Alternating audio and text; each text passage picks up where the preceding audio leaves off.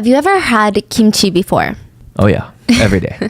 So kimchi is like the holy grail in terms of Korean cuisine. I mean, we eat this side dish with practically every single meal, even with hamburgers, even with pasta. Kimchi goes with everything. It's a spicy pickled cabbage dish. Like if I had to choose to compare it to something, it'd be sauerkraut. It's fermented, it's loaded with probiotics. But if you drink kombucha, or if you eat anything fermented, you know that there is a very strong smell that is associated with it. All these fermented foods. But on top of that, kimchi has garlic and onions. It's a strong flavor that's absolutely delicious. So typically, Koreans will have their own kimchi mixing bowl. It's typically this red plastic, maybe sometimes almost like a rubberish type material bowl. It's very shallow, very wide, so you can get up in there and mix all the kimchi thoroughly. And it's red, so that you never mistake it for a mixing bowl and like start whipping up a fruit salad in there. Most Koreans are familiar with these types of kimchi mixing bowls. They're iconic in Korean households. We're getting to the crime, okay? Like, just bear with me. Did you know there's different sizes? So like the small, medium, large, you keep those at home. Those are for home kimchi. They've got extra large ones that they use at churches or in Korean schools to make big batches, like tubs of kimchi for the whole group. I mean, I've never seen any one of those personally, like the big ones. They're not that popular anymore because nobody really has the space for that in their homes. And you would need to be really feeding a village to eat out of one of those giant tubs of kimchi. Like some of these buckets, kimchi mixing buckets, can be 4 feet tall with a lid on top. 4 feet tall. Usually it was used to bury them so it ferments. But anyway, they're often used in like Korean restaurants to collect food waste. So usually like you put the cabbage and all these things in there, you seal it, you bury it in the ground, and then you take it out. That's like super traditional. These days you just leave it on the counter for like 4 days and then you throw it in the fridge. Yeah, that's how you ferment it. But back in the day, they would need these big buckets. They're no longer around.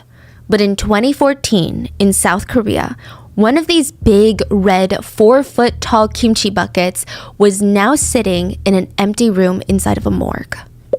Most of everything in that morgue room had been taken out. They laid down 2 layers of plastic tarp. This was like a double layer project. And now all that prep was done. The detectives stood there staring at this bucket. They don't even know how to continue. First of all, the size of the bucket is overwhelming, and they know there's no kimchi in there. Or at least they hope not. The officers try to go through the bucket from the top. They're like standing on a ladder, reaching in. The first layer inside this bucket was a fluffy blanket. The kind that you curl up and watch a movie on your sofa with. And then when they ripped that off, there was a partially decomposing corpse, covered in some sort of thick juice. And then underneath that, they saw some sort of plastic flooring, if you will. So think of the flooring that you would buy if you wanted to cover up some ugly kitchen tiles inside your rental apartment. Peel and stick floors. So they're thinking, okay, well now underneath that is probably just a bunch of liquid and maybe some more evidence. So here's what we're going to do.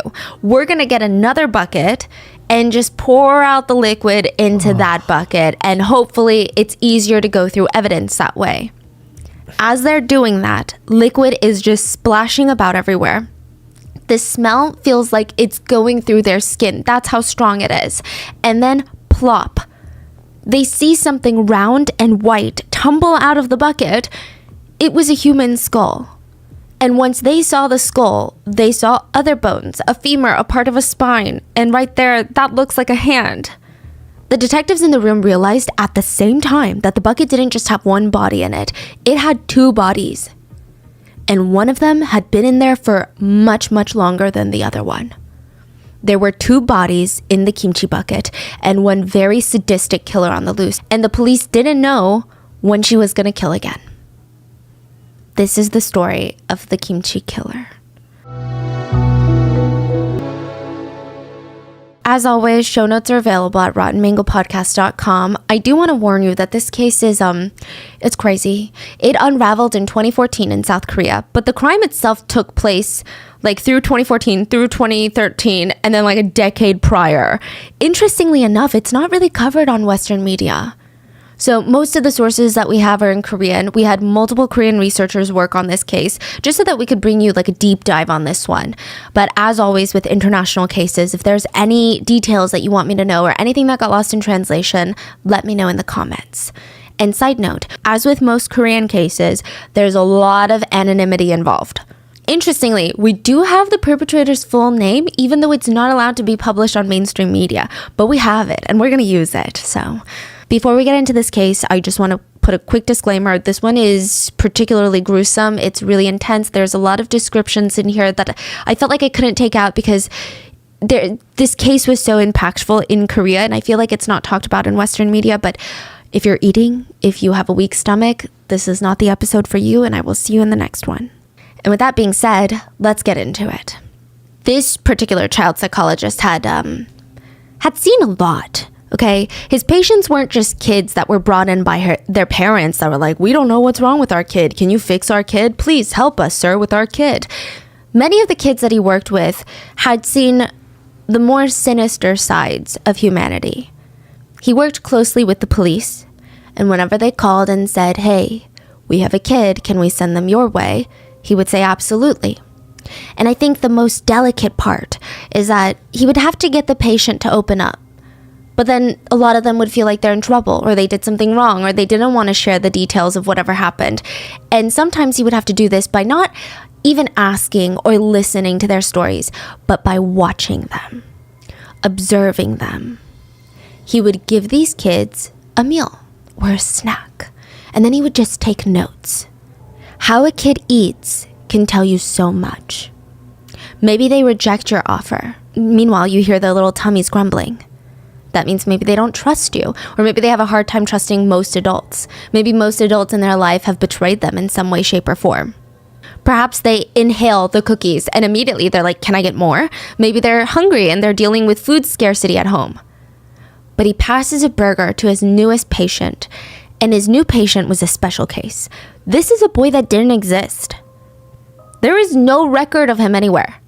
This is in 2014. Okay, yeah, that's like 10 years ago, but still, it's South Korea. Everything is on the record. How did this boy manage to be invisible in a society like South Korea? No hospital records, no government records, no school records, nothing. Anyway, he passes him in an individually wrapped burger, and he very calmly picks it up, opens up the burger wrapper, and puts it neatly to the side.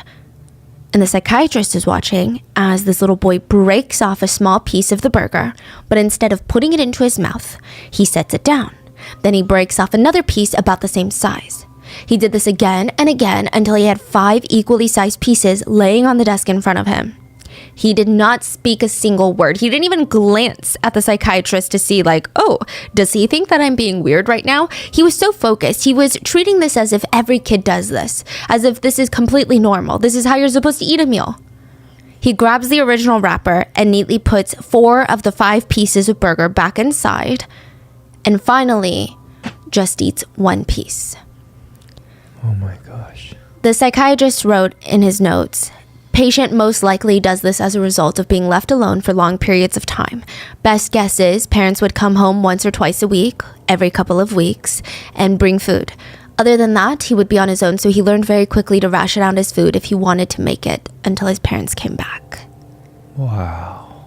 So the detectives are reading his notes, and it's heartbreaking, but it was also kind of expected.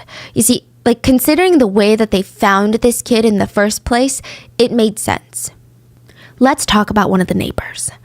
A middle-aged neighbor, and we're going to call him Sam, okay? He was the one to call emergency services. He lived right above the stinky apartment. All the neighbors called it that, the stinky apartment. The apartment was on the 2nd floor, the 3rd floor neighbors right on top of the stinky apartment, and the 1st floor neighbors right below the stinky apartment. They had it the worst. But every single resident in this massive building, they complained nonstop to management that the entire building was uninhabitable because of the smell that was just radiating off of this stinky unit. It was so bad that they wanted to walk over and slap a biohazard sign on there. But that would be rude.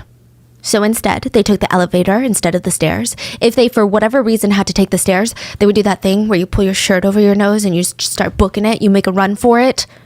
There wasn't a single day the smell did not punch them up the nostrils. I mean, the entire second floor gave off a stench like the sun gives off heat. But that's not why neighbor Sam called emergency services. I mean, he wished he could. Hello, I'd like to report a stench. The police would laugh at him.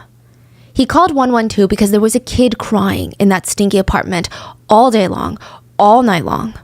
And when he first heard the crying, he tried to ignore it, you know? It's pretty standard Korean culture to not meddle in what is perceived as family business. So he's like, okay, maybe the parents are mean. Maybe the parents are slightly abusive. I'm not going to do anything about it. That's what he's saying. I'm not saying this is right, but that's what he's thinking. Now, this kid was not crying like a normal kid. He was crying so loud that neighbor Sam couldn't even focus on cooking anything. He couldn't even focus on his work or focus on sleeping. He tried turning up the TV volume. He tried putting in earplugs. Nothing helped. This kid would keep crying. It was unbearable. The noise, the smell. Neighbor Sam said he would plug up his ears and then he would plug his nose and try to breathe out of his mouth. But the stinky apartment was so stinky, he said he could almost taste it. And he wanted to gag. Side note, he was never rude about it. I mean, none of the residents were. He never directly complained to that unit. He actually tried to give them the benefit of the doubt. He thought to himself, okay, maybe they have some sort of health condition and they cannot help the smell. Maybe they cannot clean. Some neighbors also had the same thought. They actually went once to knock on the door, offering to help clean the place up free of charge. And the resident never responded.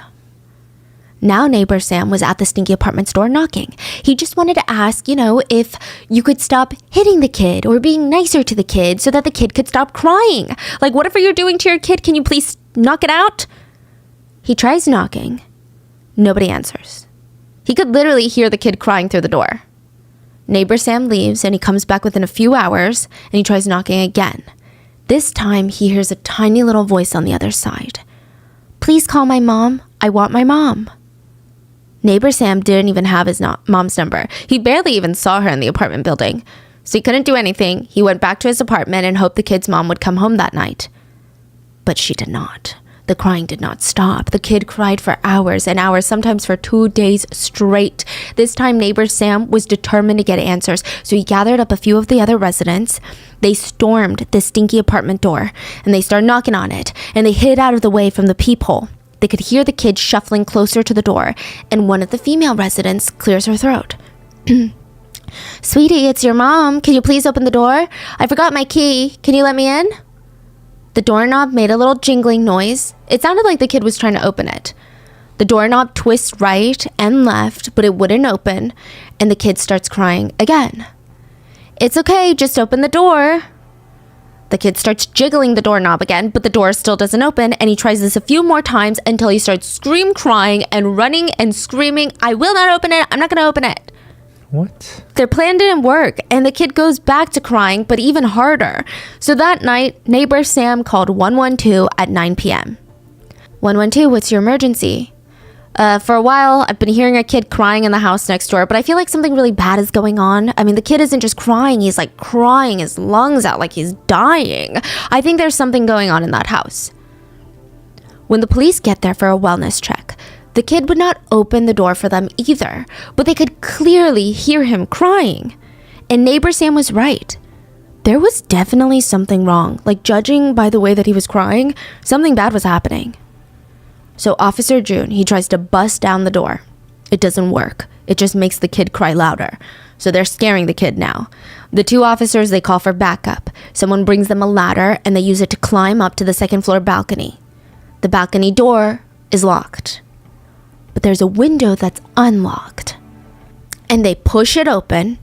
Officer June said he almost fell off the balcony. The smell that came rushing out of this apartment unit, it hit him so strong, he almost toppled over. So he's clenching his nose. He peeks in through the window. He can't even see the floor. I mean, there's bags and bags of trash everywhere up to the ceiling. It's like a hoarding situation.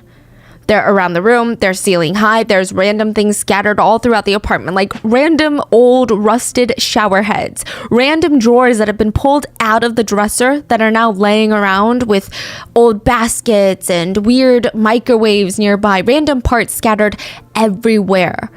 Even just by looking through the window, Officer June saw more flies and maggots than he had ever wanted to see in his entire life.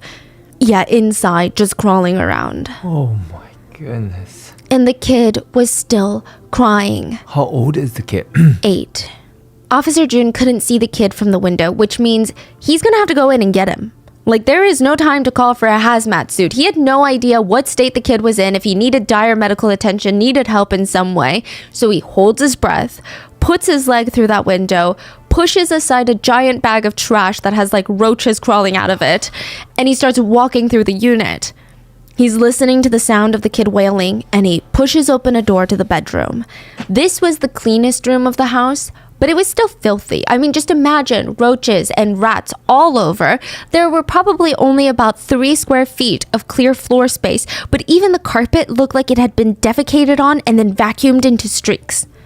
There was a bare mattress on a frame, presumably where the kid was sleeping, but the mattress was brown. It wasn't brown sheets. It's not a brown mattress. It was brown from filth. There were more bags of trash in the room, and Chiho, the little boy, this is not his real name, but we're going to call him Chiho, he was cowering in the corner of the room. He looked, well, we know he's 8, but he didn't look 8. He looked incredibly malnourished, so he probably looked younger. Officer June said Chiho looked like he was about to faint, and his eyes were just glazed over, like he seemed out of touch with reality, is how the officer describes it. Also, another interesting detail that I honestly have no idea what to make of it, he said that Chiho's eyes were super blue. So his actual iris were a dark brown color, like most of the Korean population, but he's saying that the whites around his eyes were almost like a hazy, cloudy, fluorescent, bluish tinted white color. So not white, not yellow, but like kind of like a weird, murky, bright blue-white. Others would later theorize that he hadn't been outside and exposed to natural light in years, so maybe his eyes were adapting to just the blue light coming out of the TV. But I don't know if this theory is plausible, and I'm not an eye doctor, but we have talked about other cases where people have been trapped for years, and there has been no known phenomenon or reoccurring theme that their eyes look blue. But we did look into it online, and it seems as if this were true, it was probably most likely genetic. And it's not really blue. It's more like a blue-white tint. Anyway, Officer June scoops up little Chiho. He was wearing tattered, dirty clothes, and he's taken straight to the hospital. And while no sources state outright that he was physically abused, I mean, I think being that malnourished as a kid is basically a form of physical abuse. So Chiho is left in the care of the doctors while the police start combing through the apartment. They speak with the neighbors who stated, I mean, we saw men come in and out of that unit, no offense. We never saw like the same guy most of the time, or at least recently. I think it was just him and his mom. I think those are the only people that live in there, like full time. And since the kid was found crying alone in the apartment, the police safely assumed maybe the mom died. Maybe the mom had a stroke and died inside the apartment somewhere, and because the kid was scared, he never left. He just cried and never let anyone in. I mean, it's devastating, but it makes sense. Add to that, the officers stated that when they walked in to find the little boy, they knew someone died in that apartment. There is a specific scent that humans give off when they die, and we've talked about this before, but it's often described as rotting meat, but with a very specific, very nauseating, almost syrupy sweet floral undertone that makes you want to bend over and puke, and they smelt that in that unit. They could smell it. So they're like, okay, well, we got to go back in and search for the mom because what if she's there? I mean, the apartment isn't even big by any means. I think it was about like 600 square feet. In Atlanta, that's tiny. In New York, that's a palace, right? But it's not technically massive. It's not like a 10-bedroom home that they're like, we got to comb through this mansion, right? It was just so dirty, so covered in filth and random objects and trash piled to the ceiling. It could have easily hidden a body. Side note, none of the trash bags were tied up tightly, so just think of they were stating there was a lot of insect activity coming in and out of those bags. They said that their eyes were watering as they're going through the place. Anyway, they're sorting through these trash bags, and they open the door to a small room. It didn't look like it was being used as a bedroom. They open up the door, and in the center of the room, just in plain view, like think about how odd this is. Think about you go into someone's home, you push open a door, and this is what you see. a 4-foot red kimchi bucket in the middle of the room. You're like, that, in no world would that make sense in my head where I'm not like, oh, I should ask them what that's for. It's so unsettling. There's a giant bag of salt on top of the lid. One of the officers got up on a step stool, pushed the giant bag of salt to the side, lifted the lid off the bucket, and there he saw a fluffy blanket. He's like, okay, maybe that's okay. He uses just 2 of his fingers, pushes the fluffy blanket to the side, half expecting something to like pop out and reach out at him. And the bucket was filled with this mysterious, thick, viscous liquid, is how it's described. And on top was a floating body part. He almost gagged directly into the bucket. The bucket was nearly filled to the lid with a liquid that was most likely a direct result from decomposition. And because of that, they needed to take the whole bucket into evidence to look through it and try and ID the bodies. That's how the bucket ended up in the morgue. So there were 2 objectives now for the police. We got to find the mom. And they find out through the apartment lease that her name is Lee Sejong. So they're like, we got to find Sejong. And then we got to ID the bodies in the bucket. They wanted to start with IDing the bodies in the bucket because it was technically possible that Sejong was one of the bodies. Maybe mom is the body, right? Maybe some bad people snuck into the apartment, murdered Sejong in front of Chiho, and then stuffed her in the bucket. And maybe that's why he's not okay. You know, I think they knew that that's kind of unlikely, but still, they have to rule out the possibilities. The bucket thankfully didn't have any kimchi in it. I say thankfully because, not because corpses are better than kimchi, but I guess thankful in the sense that there wasn't like a cannibalism aspect to this, or nothing was being eaten for human consumption. That was like a big thing. People were like, was she making kimchi out of them? Or like, what was happening? So she wasn't like making kimchi out of them. Just want to clarify. But there was a lot of liquid in the bucket that was reminiscent of fermentation, if that makes sense. So I think that's where it gets a little complicated. People are like, no, she was making kimchi. She wasn't making kimchi. Yeah. So the officers, they had to be extra delicate. They had to push, like they had to take out the contents from inside the bucket. They wanted to save every last bit of the liquid to send it in for testing, but they also couldn't just like throw it into bags. They couldn't throw it into another bucket. It was really complicated. Officers said that they had to receive intensive therapy after this. They thought, you know, we had seen everything in our careers until this case. They had to run their gloved hands through the liquid and look for pieces of evidence. So I can't even imagine what that does to someone's psyche. 무슨 젓갈 형태의 모양 밑에 있었죠. 장갑으로 그냥 이렇게 휘휘 젖어서 참는 그런 상황이었거든요. So the body parts that come out and they splash on the ground, they were barely recognized as human. So there were 2 bodies. One was considered a partially decomposed body, and then underneath that was some plastic tile, like flooring, and then a badly decomposed body. There was a 20-pound bag of salt on top of the bucket lid, but no salt was inside the bucket. So imagine the state of these bodies, especially with all the liquid having no place to go. It was going to be a rough time for investigators to ID the bodies, but they knew right off the bat that both of these bodies, both of these victims were men, which means Chiho's mom is alive. And that also means, since they were found in her apartment, Sejong is the number 1 suspect. Side note, her name is technically protected under South Korean law, but it was leaked online because of the police. So the police put up, it's a long story, we're gonna get there. The police like did something, her name was out in the public. They didn't say that she was a killer. They weren't like, we want her for murder. They were like, have you guys seen this nice little ajumma?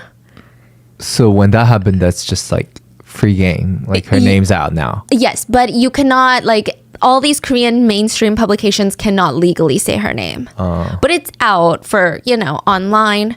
And like, you know, technically in other countries it's kind of free game. And I don't think they're going to prosecute anyone for it because like, you're going to see what she does. So she could have changed her name since then. But the police at one point, you know, they put up missing posters with her picture. We just have one clear picture of her because of this missing posters and her name. And that's how we know. So anyway, the police run her records and she is registered as a wife to a Mr. Park. And they're like, a Mr. Park? None of the neighbors mentioned seeing a dad or a husband going around here, so what's going on? They had been married for the past 20 years. But since no neighbors knew of a Mr. Park, maybe they separated a long time ago and they just never formally filed for divorce because of the hassle or the social stigma. Maybe they could talk to Mr. Park to get some answers on this case, or at least get some insight on who Sejong is and whether or not she's a killer. And who would she even want to kill? So they put Mr. Park's name into the system, which would pull up his record, everything, driver's license, arrest records, loans, contracts, apartment leases, insurances, phone contracts, everything is going to be pulled up. Anything that's in his name, credit card, bank account, everything is going to be pulled up. But the screen was empty. They scroll, and what do you know? Everything on Mr. Park's record, anything signed in his name, was dated over 10 years ago. He hadn't had a car loan, credit card, apartment lease, filed taxes in the past 10 years. The only thing active still under his name and being paid was his phone bill. Every single month for the past 10 years, his phone bill got paid. But other than that, he's basically invisible in society, which is nearly impossible to do. So they pull the records on his phone, and his phone actually had frequent activity making calls and sending text. But when they run those numbers through the system, none of them are people that are related to Mr. Park. He wasn't talking to other women or any other family members or like anyone for that matter. His phone was only in contact with Lee Sejong's family and friends, and even her coworkers, his estranged wife's side of the family. That doesn't even make any sense. Records show that Mr. Park and Mrs. Lee had a kid. Okay, so you're like, Chiho. No, remember, Chiho has no records anywhere. He's like an invisible kid. This kid was 27 years old now and living on his own. So the police pull up his record, and he's got a record. So not like a criminal record, but he's got like an apartment. He has a life that's on the record. So he's still around. You can find him. Yes. So the police go and pay him a visit, and, they had to try. And let's call him James, because South Korea is protecting his identity. James was going about his daily business when the police knock on his door. He was not expecting them. He hadn't done anything different lately. As far as he knew, he hadn't been involved in anything shady, at least not for a long time, right? Why would the police want to talk to him? Hi, we're with the police, and we're here to ask you some questions about your father, Mr. Park. Do you have time? James's blood runs cold. He hadn't seen his dad in 10 years. No birthday cards, no calls, no nothing, and when he was a kid, his parents weren't too happy living together. Like, there wasn't any abuse in the household per se, but it was just that they had a lot of financial stress, which made the marriage tense. And then there was the incident. They never really talked about it. I mean, nobody in the family could really discuss it out loud. James didn't really like remembering that time in his life.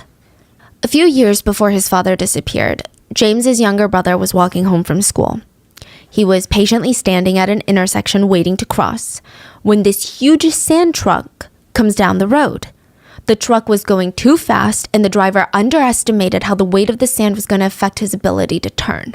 So the truck topples over right in front of his young brother. He was not hit by the truck, but the sand spilled out like an ocean and completely engulfed the kid on the side of the road and suffocated him to death. I've never heard of... What? Yeah. Are you talking about? Yeah. So James was old enough to remember all of the details of this incident and how it ripped apart his whole family. His parents' marriage basically fell apart after this. His mom blamed his dad for the accident. Mr. Park wanted to move to this town to be closer to his aging parents, and Sejong felt like if we hadn't moved, something like this wouldn't have happened. In her mind, it was her husband's fault. Mr. Park reacted to this guilt and blame by having a lot of affairs. And James said his mom just kind of reacted strangely to everything. She started saving everything. Maybe it was the loss of her child. She just wanted to save everything. Nothing was going to be taken or lost or thrown away. Even if it was a food wrapper with no more food inside, she would save it. Or an old, unusable screwdriver that was broken, she would save it. She would never throw a single thing away. And that house turned into a hoarder house. That combined with the resentment, the anger, it caused a lot of stress for everyone. And then one day, Mr. Park just disappeared. He was just gone. It's just James and his mom left, and he told the police, I don't know where he is. He just left us 10 years ago when I was 17 years old. The police kind of felt bad for him. They thanked him. They apologized to him. Sorry for bringing up such painful memories, but thank you. And they leave. James closes the door behind them, wondering what the hell is going on. Like, he hadn't seen his dad in so long. Was his dad in some sort of trouble? Was his dad back? But deep down, he knew that there was no way. There was no way, because his dad was dead. And James knew that for sure. He had helped his mom drag his father's dead body into the kimchi bucket 10 years ago. So if Mr. Park is the body at the bottom, the badly decomposed body, who is the other person in the bucket? Because a lot of medical examiners stated that person was probably put in there in 2013, like a year ago. And how did Mr. Park even end up there? What is going on? So Lee Se-jung was a very interesting woman. And by interesting, I just mean horrible. Like, just a horrible person. When James was 17, he said he came home from school. He hated being home, so normally he would keep his head down, rush into the kitchen, get a snack, run into his room, and never come out, right? But then he just saw something in the corner of his eye the day that he went to the kitchen. It was like a very eerie scene. His mom was crouched down as if she was making kimchi. She was squatting. And Mr. Park, his dad, was underneath her, laying on his back on the ground, motionless. It seemed like Se-jung was about to put her arms underneath his armpits and drag him somewhere. But stopped because James walked in and she froze. And now James was frozen, staring at his parents like, Mom, like, what are you doing? Instantly, she snaps out of it and she puts on this whole show. Your father died of natural causes. I got home from work and your father was like this and I'm just trying to take him to the room to figure out what to do next. James looked into the room that she's pointing at. And there in the center was a giant 4-foot red kimchi bucket. Look, I don't know if she always just keeps 4 feet tall kimchi buckets as like the centerpiece to her bedroom, but from what I can tell, that is not normal, especially for people who live in cities. It's very likely that she bought this intentionally, knowing that she was going to put it to use one day. So James is in a state of shock and he's thinking, is my mom really trying to put my dad into a kimchi bucket right now? Like, this doesn't even make sense. It's not even registering in his head. And he's trying to talk, but he can't even think clearly. He can't even think logically. He felt like he was out of control over his own body. One moment, he's freaking out in his head. The next moment, he's helping put his own father into the kimchi bucket. She kept reassuring him the whole time. Sweetie, it's going to be okay. It's just temporary. I just need somewhere to put your father till I can call a funeral home. It's just so complicated right now to go through the whole process. I don't even know where to start. So in James's foggy state of mind, I mean, it kind of made sense. His mom struggled with severe depression. And so things that would take people and used to take her like 2 minutes, it would now take her a full day.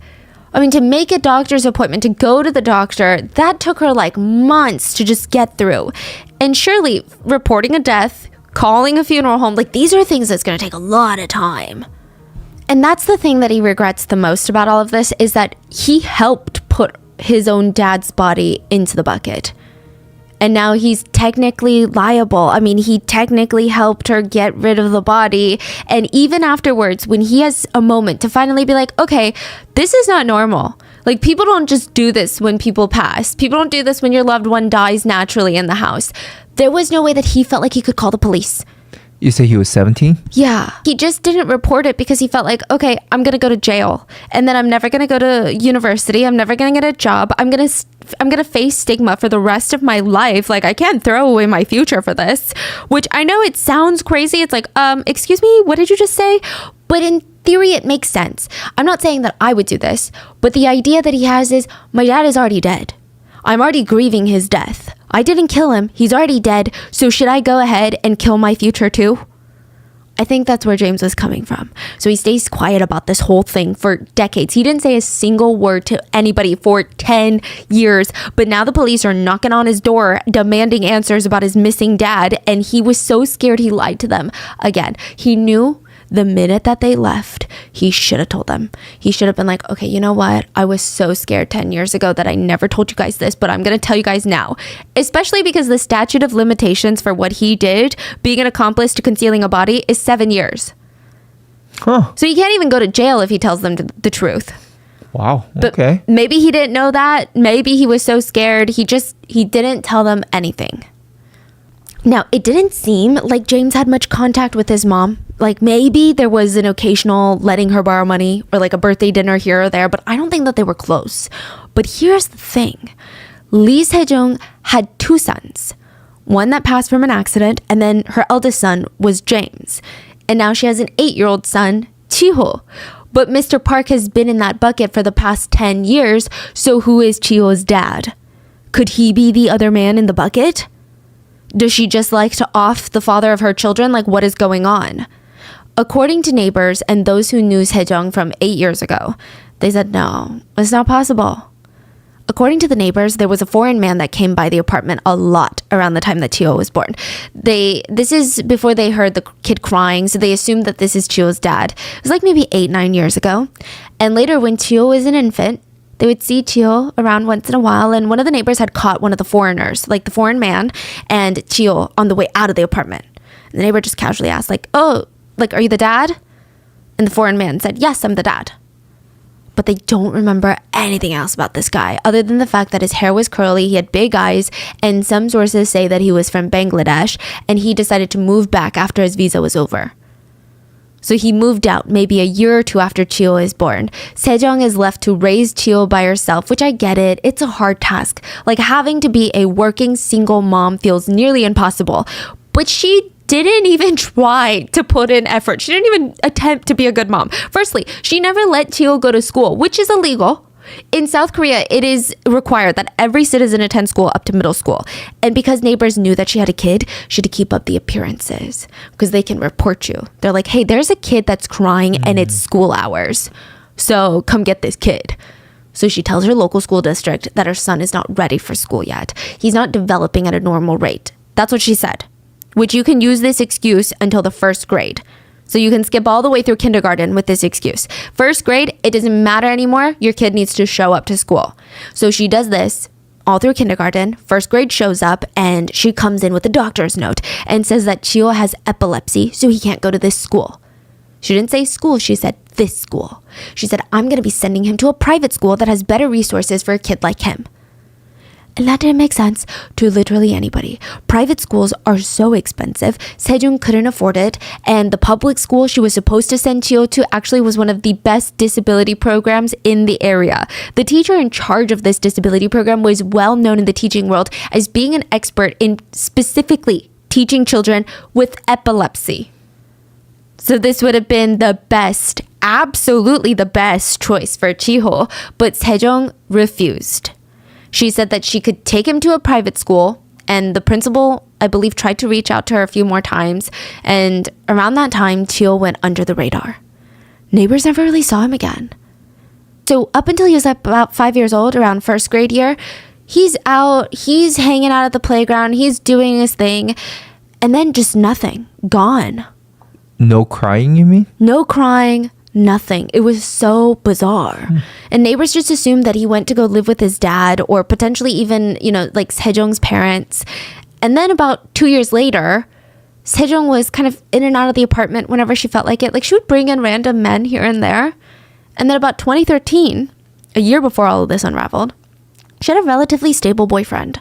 He ended up moving into the apartment. And the smell had been there since the day she moved in and had only gotten worse over the years, which is wild. Like, how does someone come over, date someone like that, and is not thinking, this is such a big red flag?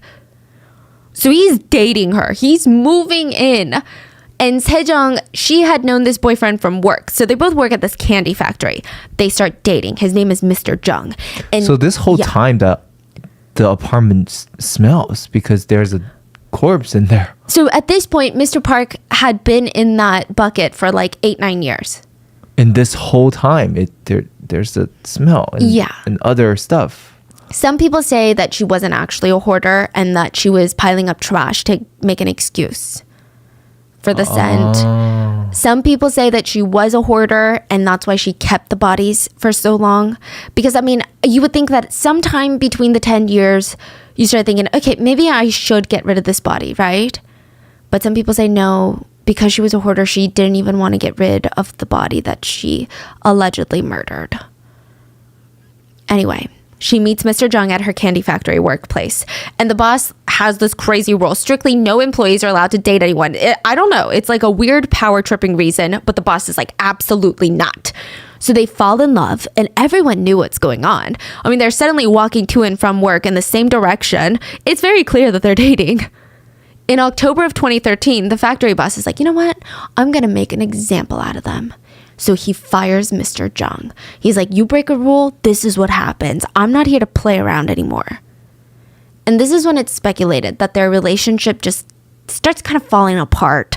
Mr. Jung stays home all day. Sejong goes to work and she's the breadwinner. He's starting to feel insecure. He's not a provider. Sejong takes over his bank accounts, changes his passwords, doesn't even give him access to his own money.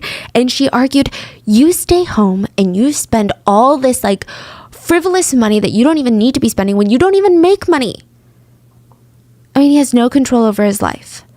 And then at the end of 2013, he just disappears. He goes missing. He'd already been isolated from his coworkers. His boss was not expecting him to come in because he didn't have a job. And even his family, I mean, nobody really knew until the time he was gone. Sometimes his family would call Sejong and be like, what's going on with Mr. Jung? Like, where's my brother? And she would just scream into the phone, your brother cheated on me and left, so don't you ever dare call me anymore. It was like a lot. So she quickly moves on and she starts dating all these other men. And none of them move in though. So just like Mr. Park, Sejong's first husband, Mr. Jung just vanishes off the face of the earth. The police speculated that he is the other victim in the bucket. So even before the trial or even before Sejong's arrest, this case is receiving so much national attention. People are like, you're telling me that there were two bodies inside of a kimchi bucket? That's wild. That's nuts. Where is the killer? Who is the killer? The public is putting pressure on the police. Get the killer. So the police go around and they put up these little missing posters for Sejong and they're like, oh my God, she's not wanted for like a double homicide. This is so unrelated to the kimchi case right now. She's just a missing ajumma and we need to find her because missing ajummas, like they're vulnerable. They had her full name on there.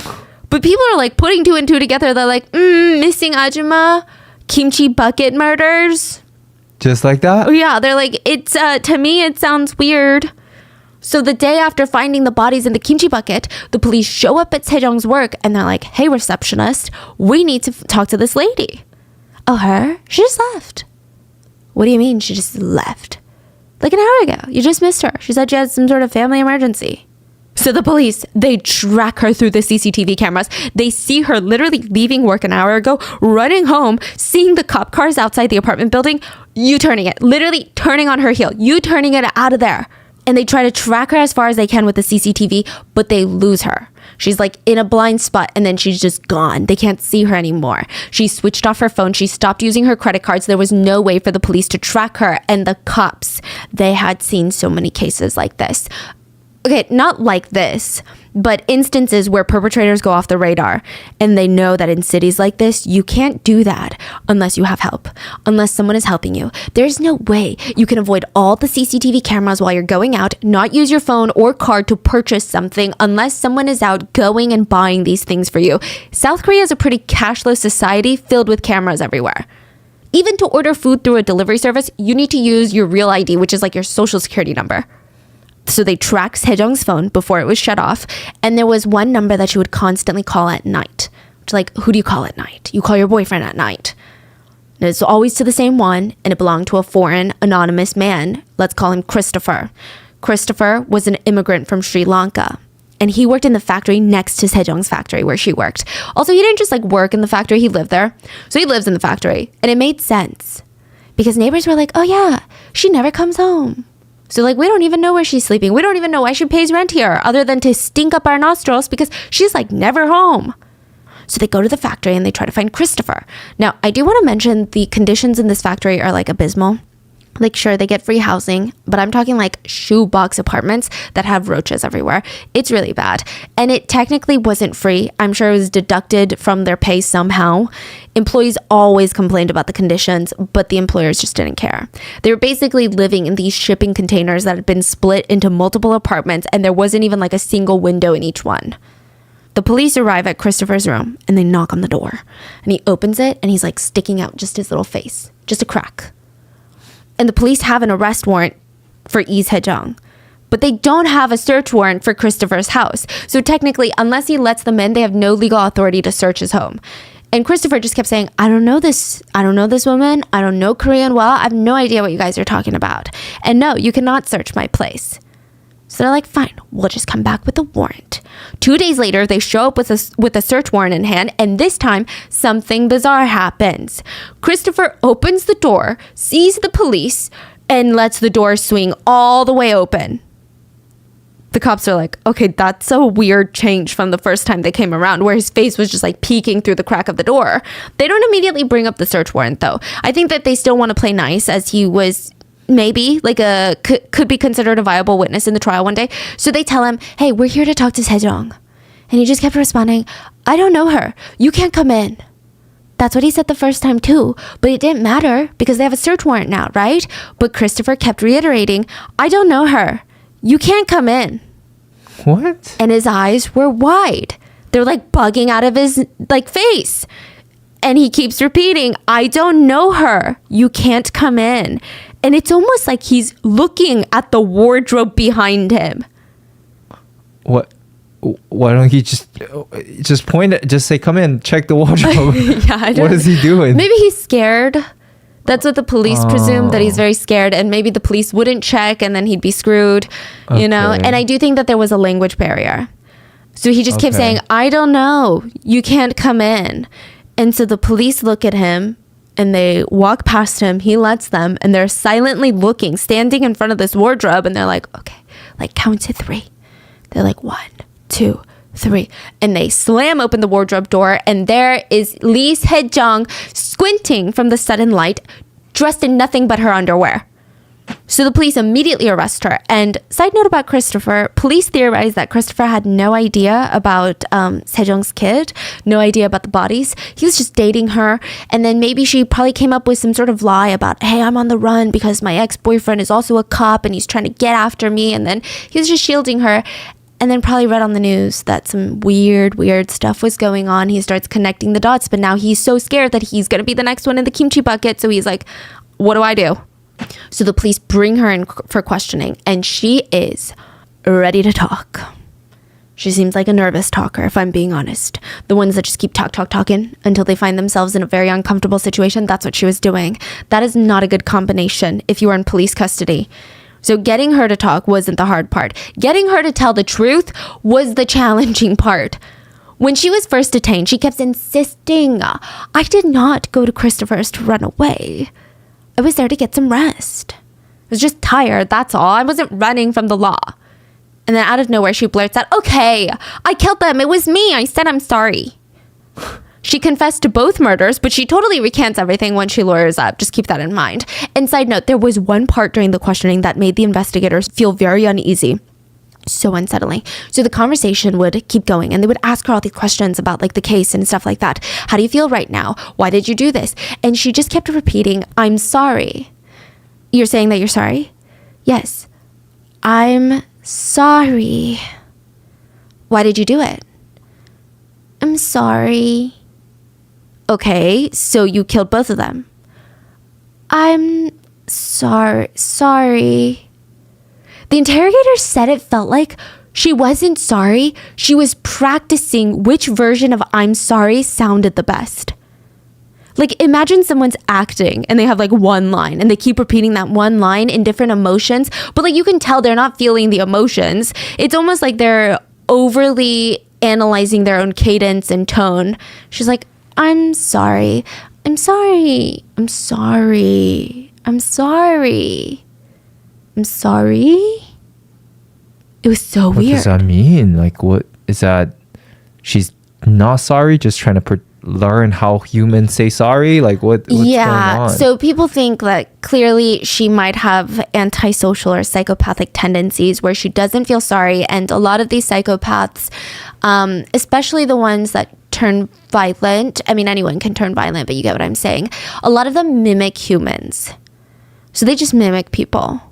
They mimic the emotions, and that's why that's why you kind of, I don't know, I wonder if people get like a gut feeling because you can just tell something is off even though they're smiling at you, even though they're saying these things, you're like, something feels a little weird. It seems like she was trying to learn how to best say it. Yeah, it was really unsettling, they said.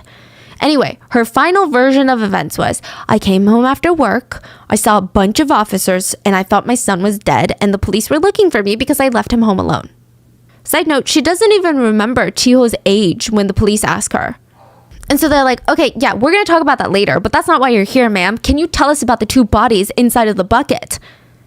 The man at the bottom was my first husband, Mr. Park. The man on the top is just a foreign man that I met on the street by chance once. I ended up killing him inside my house, and I hired another foreigner to help with me and put his body in the bucket. I paid him like $1,000 to keep quiet. And they're like, okay, well, why did you do it? And she's like, well, I'm not some heartless killer, you know? I'm not some horrible low-life mom who just leaves her kid alone in filth so she can have fun. Just kidding. But she's like, I'm a good person. I didn't kill them. She states that for her husband, Mr. Park, she woke up one morning just like so happy in love. She woke up a great mom. She could feel it in her bones. She's like rubbing her eyes, looks to her left. Her husband is dead. This is literally how she's explaining it.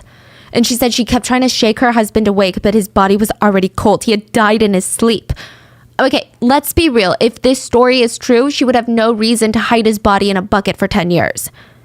The police also had his medical records. There were zero traces of any medical condition or problem, and middle-aged people, contrary to some people's belief, don't just like die in their sleep from old age out of nowhere. So why didn't you call the cops? Why didn't you call the hospital? I was severely depressed at that point, and the idea of reporting a death, calling a funeral home, doing all of these things, I mean, it was so daunting. It was just so stressful. It felt like, honestly, it felt like a hassle. She uses the word hassle, the exact word. She said she didn't want to deal with it. Later, I think she realized that's a horrible story, so she changes it with the help of her lawyer. And she says, no. I left Mr. Park in that bucket because I love him so much, I can't be away from his bod. Wow. Yeah. And as for the second body, they're like, why did you kill the second body? And then she goes, no, I didn't kill them. I didn't kill Mr. Park, but I did kill this one. He's a foreign man. That's her explanation. That is her explanation, as if saying that he's a foreigner is explanation enough. And side note, this body does not belong to a foreigner, and it's speculated the reason that she lied about it being a foreigner was because sometimes the Korean police do go easier if the victim is a foreigner, which is weird. So she thought the police would be easier on her if it wasn't a Korean citizen. Yeah. So it's a lot. Now, the police were able to successfully ID the bodies, and the process was really long and creative. The fluid of both the bodies were all mixed up in the bucket. The first one, the one on top that wasn't as far along in the decomp process, I mean, there were very few remaining skin particles, so they tried to draw DNA from that. Also, an autopsy would have been pretty much no use. There was a piece of fabric still wrapped around the victim's neck, like a scarf, so it's speculated that he could have easily died from strangulation. But that's not enough in court. They still needed a motive. They still needed to find out who this body belonged to. So the police get in contact with the Korean National Forensic Service to see if they can help, and it's difficult. The body fluids from both the bodies had mixed and cross-contaminated each other. The examiners did find traces of different drugs in the liquid though, so one was a medication used for allergies. But think like Benadryl. One of the biggest side effects is it makes you super sleepy. So nowadays, doctors will recommend it either if you have allergies or whether you have insomnia. And it's an over-the-counter medicine, so you don't even need a prescription. And then there was high blood pressure medication that was found in the fluid. This one is a prescription medication, and it's not just used for high blood pressure. Some doctors will prescribe it for depression and anxiety, but it's not the most common drug to be used for that, but it happens. Now, the theory is that Sejong drugged both of the men in the tub to kill them and then dragged them in there. As for the identities, it was, confirmed that it was Mr. Park at the bottom, but they had to just get that DNA confirmation. And the other one, they didn't have the confirmation. So this is where investigators, they get really creative. And they got really lucky. So the bottom body, presumed to be Mr. Park, that would have been the biggest obstacle. I mean, he had been dead for 10 years. Most of his body was just soaking in liquid. Miraculously, one of his hands was above the liquid, like reaching out towards the top. It looked like he was reaching up for the sky. And a few of his fingers didn't decay as much. That meant they were trying to run fingerprints. Wait, this is from the top? Bottom. Really? After 10 years. Top was pretty easy to identify. Wow, after 10 years, they still can run fingerprints. So they had to get very creative. They cleaned off the thumb, trying to recreate the fingerprint. They had to put the thumb under pressurized hot water to kill as much of the bacteria as possible and get a lot of that liquid from out of the grooves of the fingerprint. But they had to make sure that the water wasn't too pressurized or it would destroy the sensitive skin, because imagine just like soaking in liquid for 10 years, your skin is going to be practically like schlop. So once they examined once they cleaned out the grooves, the examiner tied a rubber band around the thumb below the joint, and then they carefully injected air and hot water into the thumb using a small needle. So this had been in the liquid for 10 years, so it was shrunken, misshapen, very pruny, so they had to inflate the finger pad.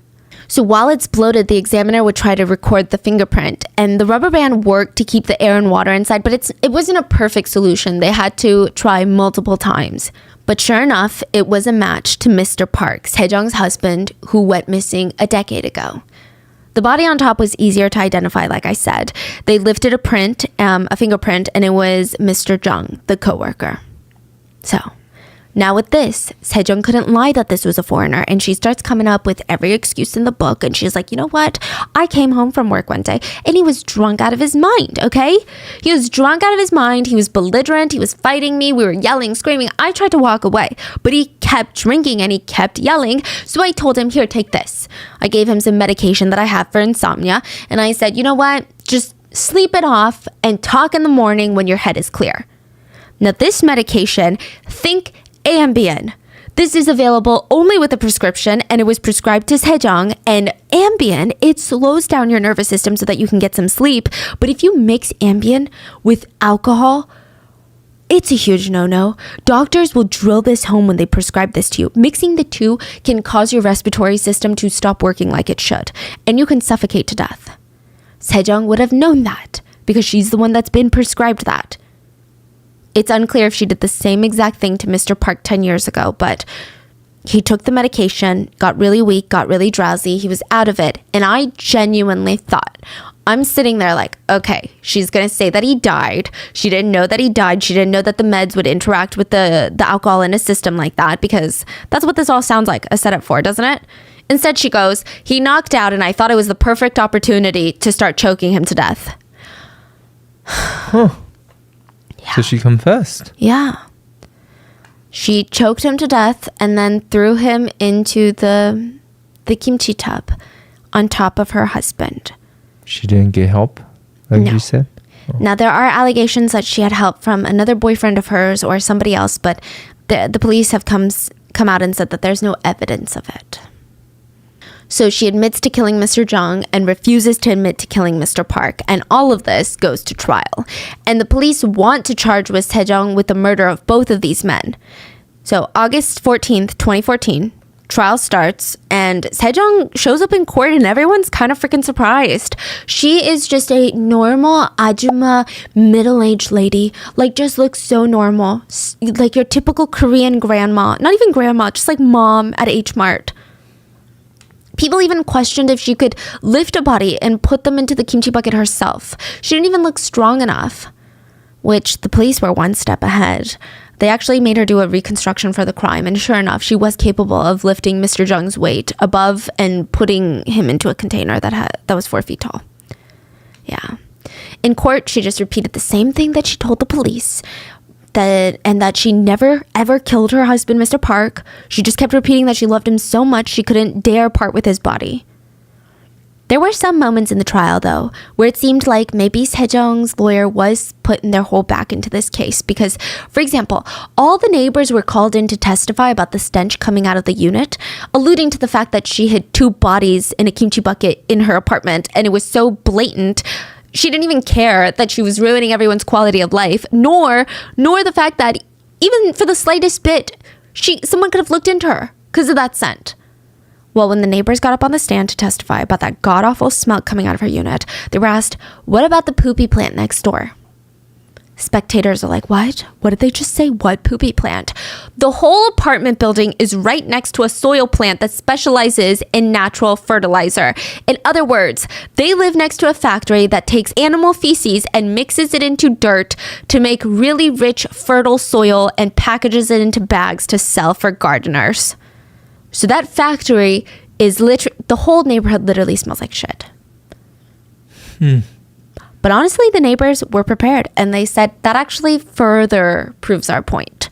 The whole neighborhood smelled bad. We knew that moving in. This wasn't new to us. That wasn't a deal breaker. But the fact that we could stand the smell of a poopy fertilizer plant but not her unit should tell you how bad her unit was.